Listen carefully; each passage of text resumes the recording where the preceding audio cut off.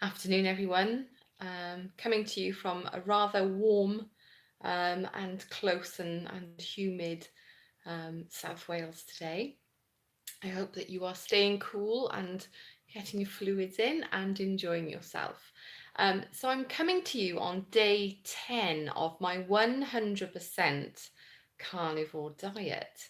And I just thought what I would do for this video is talk about 10 changes between my 3 years of eating a ketogenic diet and my 10 days of eating 100% carnivore.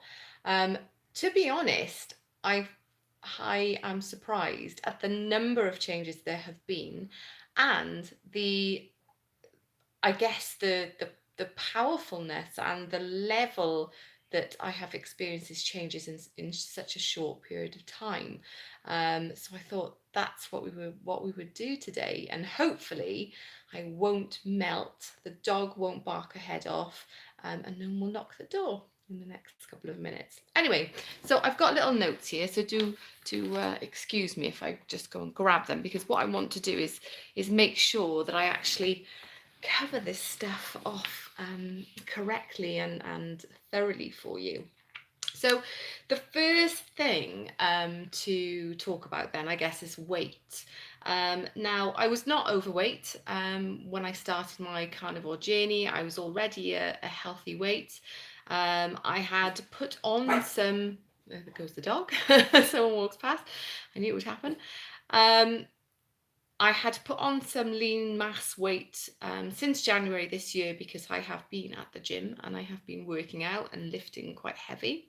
So I have gained, well, you probably can't see it now, gained a little bit of lean mass over the last couple of months. So I have gained weight. So I was actually wondering what would happen, whether I would lose any lean mass, whether I would see any fluctuations in water or body fat or whatever.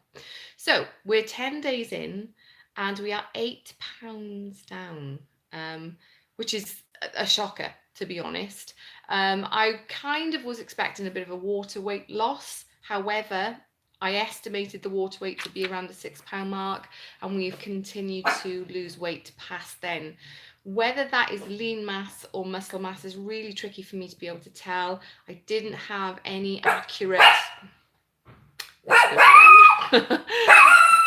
Let's see if I can move the dog.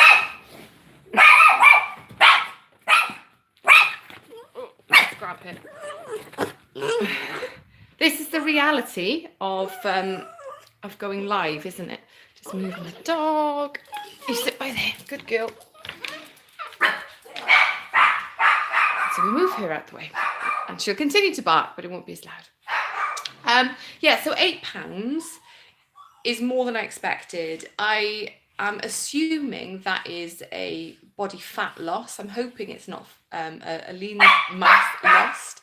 However, like I said, I haven't had a DEXA scan or anything particularly accurate before I started this process. So I think it would be really inappropriate to make any guess as to where that weight has come from.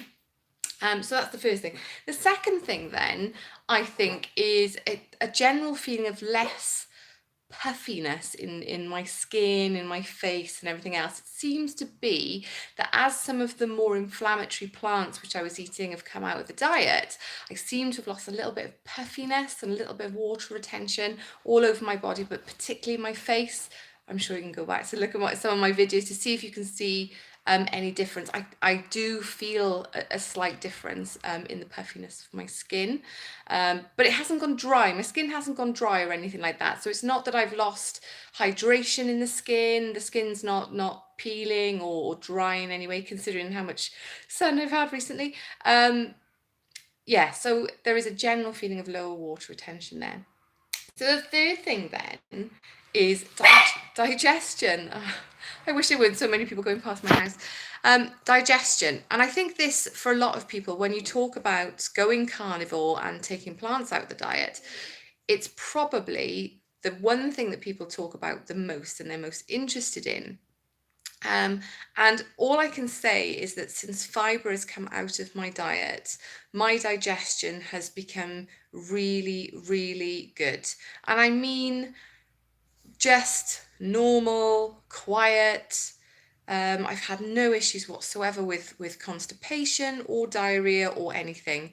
Now, I know that when people are moving on to carnivore from more of um, a plant-based diet or a high carb diet, people are experiencing quite severe gut microbe die-off, having diarrhea, and having quite significant symptoms. For me, the amount of plants in my diet was not all that high when I started. So the digestion, although different, is definitely not the transition that some people experience. And I'm very, very aware that I'm not coming to carnivore from eating wheat and soy products and all the other things that can cause digestive issues. So they weren't there anyway. But all I can say is that I am not constipated, that I am not experiencing diarrhea, and all is good and all is quiet on that front. No bloating, no gas, no passing wind, no grumbly tummies, nothing. Everything is really, really good. So that's the next thing. Number 4, hunger. I think when I first started, the first few days I experienced hunger. That is now completely gone to the point where I'm thinking, oh, I got to put a meal together for other people and I really can't be bothered. Which I experienced when I first went keto, and it is back. Um, Quite a significant amount of appetite suppression at the moment. Whether that continues, I'm not sure. So that's quite a good thing. Yes, of course, I'm aware that I don't want to go into a calorie deficit. I'm not interested in that. So I am still eating. But what I'm saying is, in terms of hunger, I'm not even concerned about snacking or eating late at night or all those things that have caused me weight issues in the past. They are not here. I am not at all hungry. So that's great. I feel really satisfied after my meals. Okay, next one then, energy and mood. What can I say? I've been a bit of a Duracell bunny, to be honest. I've done loads. Yesterday, I had to be up in Mid Wales at the Royal Welsh Show really, really early. Drove 2 hours there, had a full day there, drove 3 hours back, still got work done. When I came home, it's incredible. The amount of energy I feel like I have is unbelievable, to the point where I have to think of ways to sort of relax and to lower my activity level before I go to bed. So energy wise, incredible, excellent. Skin, well, I've got a little bit of like a moisturizing thing on, so you might not be able to see. I did have like a breakout here and here a couple of days ago. And as you can see, they are starting to heal and disappear. So whether that continues, again, not 100% sure. It could have been hormonal, it could have been to do with the weather. So I'm not making any assumptions that it is purely diet associated. However, in terms of the rest of my skin, what I have noticed is that this year I have tanned really well. I don't know if you can see. I've picked up a little bit of colour without burning, which is great, isn't it? So for whatever reason that is, I seem to be able to go out in the sun, not burn, tan, and that's really good. So my skin feels less sun sensitive and more kind of adaptable to the amount of sun, so it seems to be pigmenting quite naturally and normally. Whereas for the past couple of years, I have actually experienced some quite bad sunburn. So that's great, considering it's absolutely boiling here at the moment, and we've got lots of sun, so that's good. Sleep.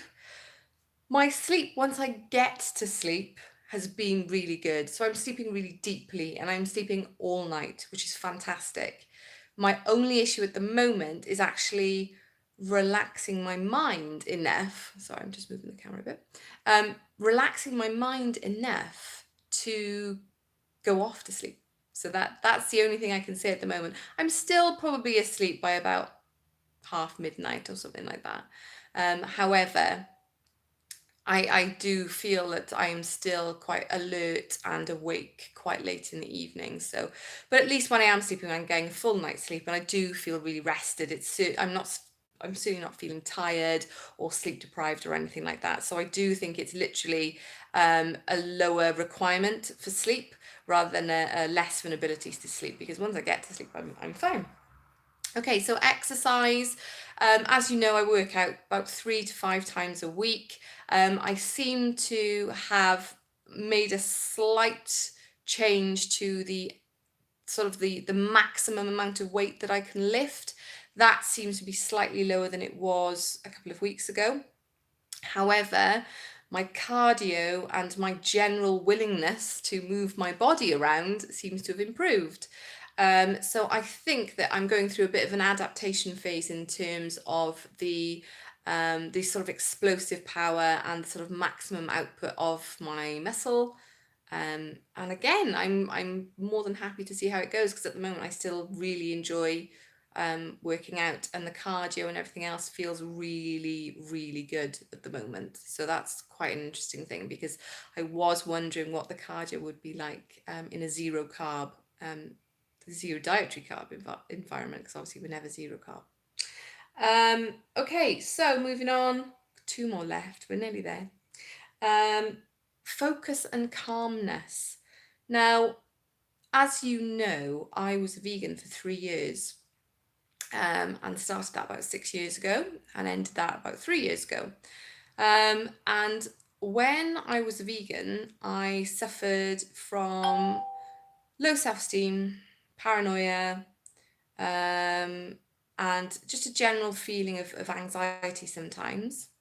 However, that sort of, it did improve on keto. However, I think there is more improvement in how calm I feel, and how able I am to allow things to not upset me and to not lead to anger or anxiety. I do feel slightly calmer, and I do feel slightly more mental clarity. I've been able over the last sort of 2 days to really spend time, even though I'm busy, multitasking in my brain and starting to think about my future and my priorities, and do a bit of forward planning and things. And I'm sure as we go through, you'll learn about some of the stuff that I want to do. I really, really, for example, want to do my level 5 in advanced nutrition, so that I can come on here and speak as a nutritionist to you, rather than just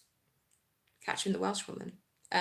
So that's some of the things I've had a chance to think about, and I've been able to really address some of the stuff that I'm not happy with in my life and in my own thought process. So yeah, that's been really good, and I've noticed that, and it's been a while since I've been able to have the mental clarity and focus and breathing space in my brain to be able to reassess and readjust. And who knew that was to do with plants? Okay, last one then. The last thing that's changed is my outlook on nutrition. When I wrote the ebook, the 28-day meal plan beginner's guide, I did include a lot of plants in there, because even though I'd researched a lot about the health benefits of animal products, and I was really, really happy with all that, I still was under the assumption that plants were a vital part of a healthy diet, that we needed fiber, that we needed vitamin C, and all those other things that come with eating plants and everything else. I've got to say that over the last 10 days, I have completely and utterly changed my perspective on that.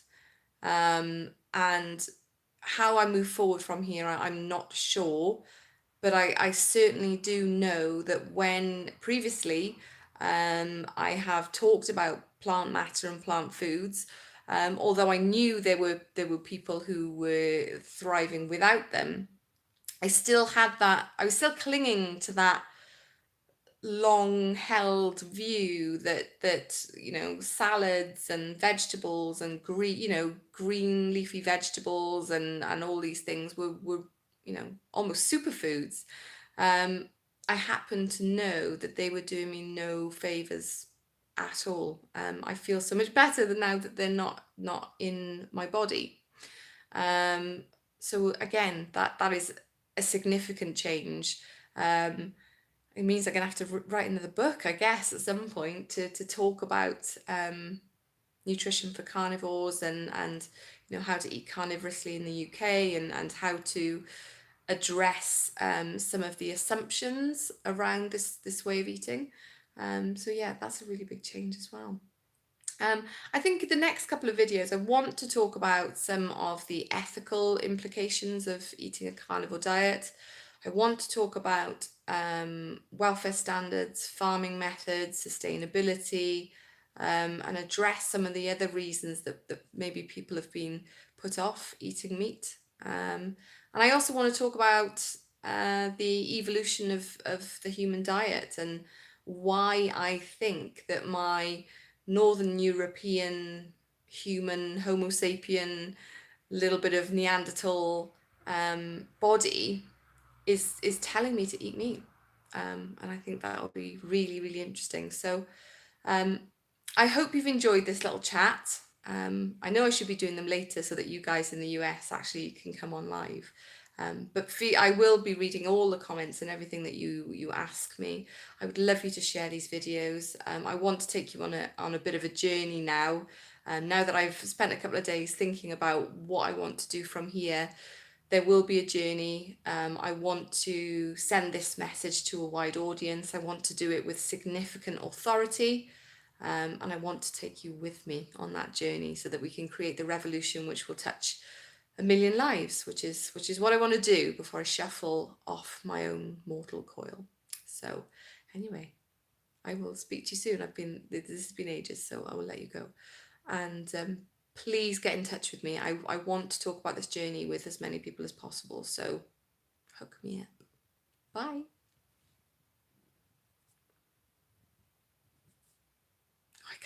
I can't get it to stop being live. So embarrassing.